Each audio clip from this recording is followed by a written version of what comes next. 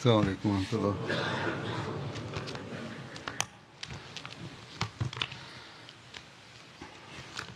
أشهد أن لا إله إلا الله وحده لا شريك له وأشهد أن محمدا عبده ورسوله.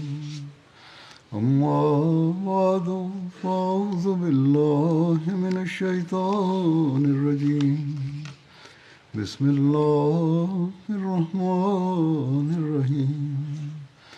الحمد لله رب العالمين الرحمن الرحيم مالك يوم الدين. إياك نعبد وإياك نستعين. اهدنا الصراط المستقيم صراط الذين أنعمت عليهم غير المغضوب عليهم ولا الضالين. آج ہم نے ابھی سورج گرہن پر نماز کسوف پڑھی ہے.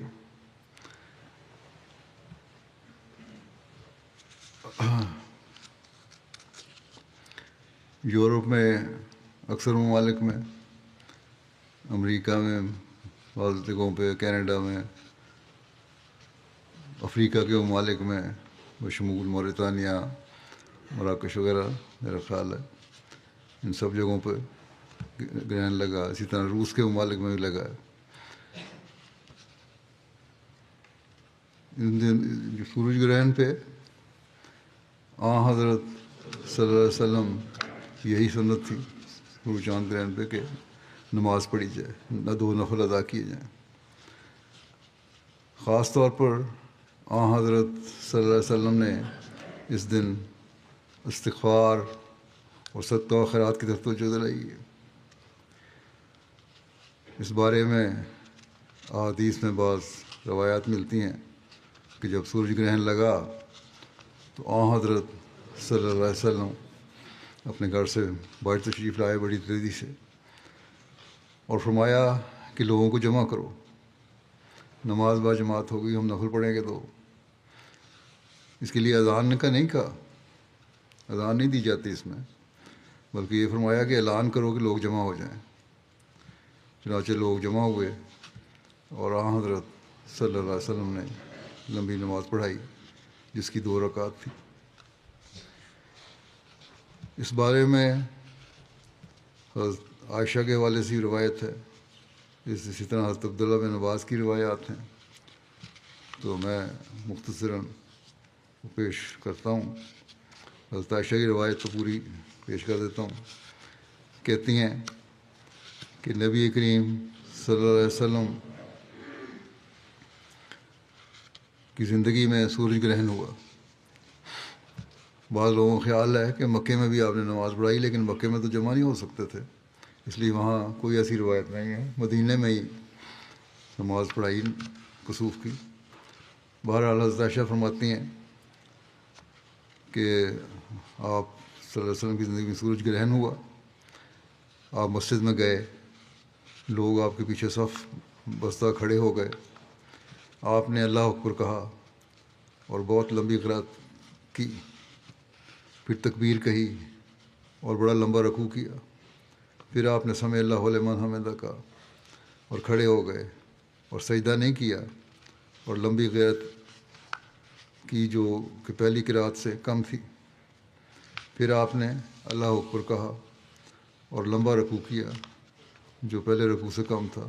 پھر آپ نے سمع اللہ لمن حمدہ ربنا ولک الحمد کہا، پھر سجدہ کیا. پھر دوسری رکعت میں ایسا ہی کیا.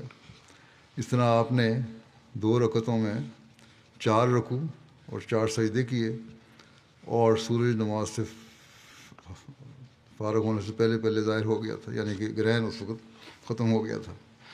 پھر آپ کھڑے ہوئے اور اللہ تعالیٰ کی جس تعریف کے وہ لائق ہے تعریف کی، اور فرمایا چاند اور سورج اللہ تعالیٰ کے نشانوں میں سے 2 نشان ہیں کسی کی موت کی وجہ سے انہیں گرہن نہیں لگتا، اور نہ کسی کی زندگی کی وجہ سے یہ گرہن لگتا ہے۔ سو جب سورج اور چاند کو تم گرہن میں لگا ہوا دیکھو تو نماز کے لیے مضطرب ہو کر لپکو، یعنی فوری طور پر نماز ادا کرو، نفل پڑھو۔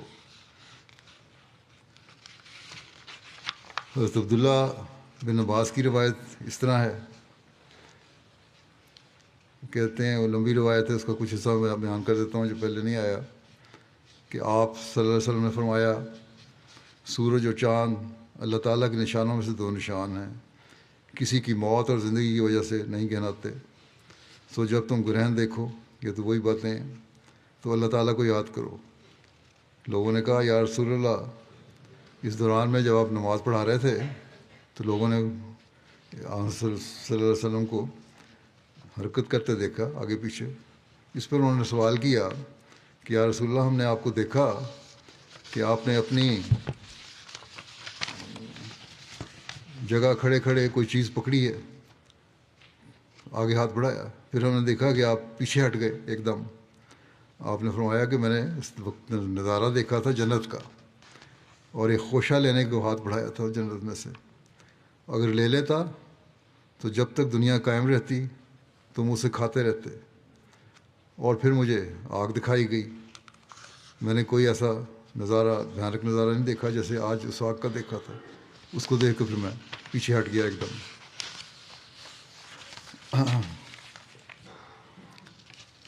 تو یہ روایات ہیں، اس کی تائید میں اور روایات بھی ہیں بہت ساری۔ نماز کے بعد خطبہ دینا بھی مسنون ہے، جیسا کہ میں نے بتایا، اس لیے جب بھی یہ نماز پڑھی جائے اس کے بعد خطبہ دیا جاتا ہے۔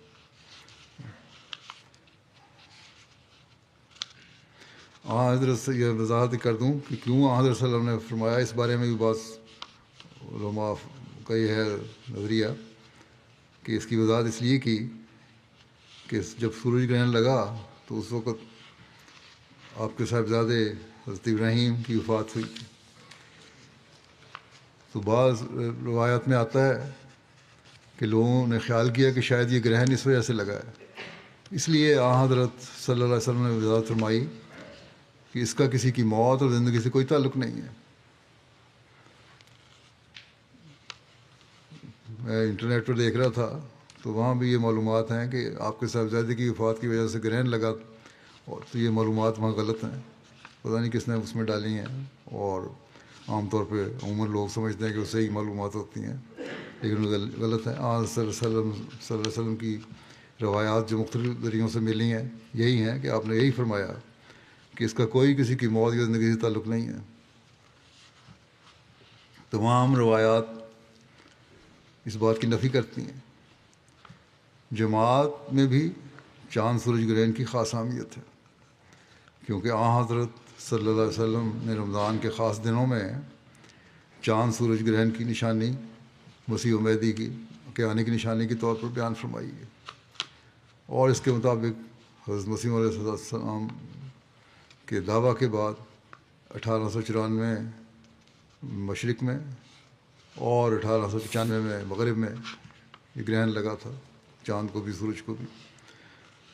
حضرت مسیح علیہ السلام نے اپنی کتب اور مجالس میں اس کا بہت ذکر فرمایا ہے۔ ایک کتاب ہے آپ کی نور الحق، اس کے حصہ دوم کا ایک اقتباس میں یہاں پیش کر دیتا ہوں حضرت مسیح علیہ السلام کا۔ آپ فرماتے ہیں کہ پھر جان لو، یہ عربی میں ہے، اس کا ترجمہ بھی ساتھ ہوا ہے، کہ پھر جان یعنی جان لو کہ خدا تعالیٰ نے میرے دل میں پھونکا کہ یہ خسوف اور کسوف جو رمضان میں ہوا ہے یہ دو خوفناک نشان ہیں۔ اس چاند اور سورج گرہن جو رمضان میں لگا ہے یہ دو خوفناک نشان ہیں جو ان کے ڈرانے کے لیے ظاہر ہوئے ہیں جو شیطان کی پیروی کرتے ہیں۔ ان کو ڈرانے کے لیے ظاہر ہوئے ہیں جو شیطان کی پیروی کرتے ہیں، جنہوں نے ظلم اور بے اعتدالی کو اختیار کر لیا۔ سو خدا تعالیٰ ان دونوں نشانوں کے ساتھ ان کو ڈراتا ہے، اور ہر یک ایسے شخص کو ڈراتا ہے جو حرص و ہوا کا پیرو ہوا اور سچ کو چھوڑا اور جھوٹ بولا اور خدا تعالیٰ کی نافرمانی کی۔ بس خدا تعالیٰ پکارتا ہے کہ اگر وہ گناہ کی معافی چاہیں تو ان کے گناہ بخشے جائیں گے اور فضل اور احسان کو دیکھیں گے، اور اگر نافرمانی کی تو عذاب کا وقت تو آ گیا۔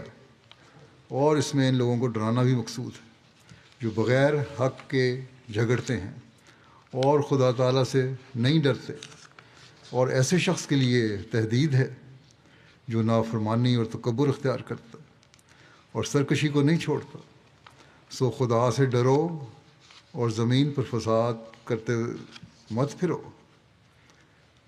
اور تمہیں کیا ہو گیا ہے کہ تم اس سے ڈرتے نہیں، حالانکہ ڈرانے کے نشان ظاہر ہو گئے۔ اور صحیح مسلم اور بخاری سے ثابت ہے کہ نبی صلی اللہ علیہ وسلم نے مومنوں کے سمجھانے کے لیے فرمایا کہ شمس اور قمر دو نشان خدا تعالیٰ کے نشانوں میں سے ہیں، اور کسی کے مرنے یا جینے کے لیے ان کو گرہن نہیں لگتا، بلکہ وہ خدا تعالیٰ کے دو نشان ہیں۔ خدا تعالیٰ ان دونوں کے حادثات اپنے بندوں کو ڈراتا ہے، بس جب تم ان کو دیکھو تو جلدی سے نماز میں مشغول ہو جاؤ۔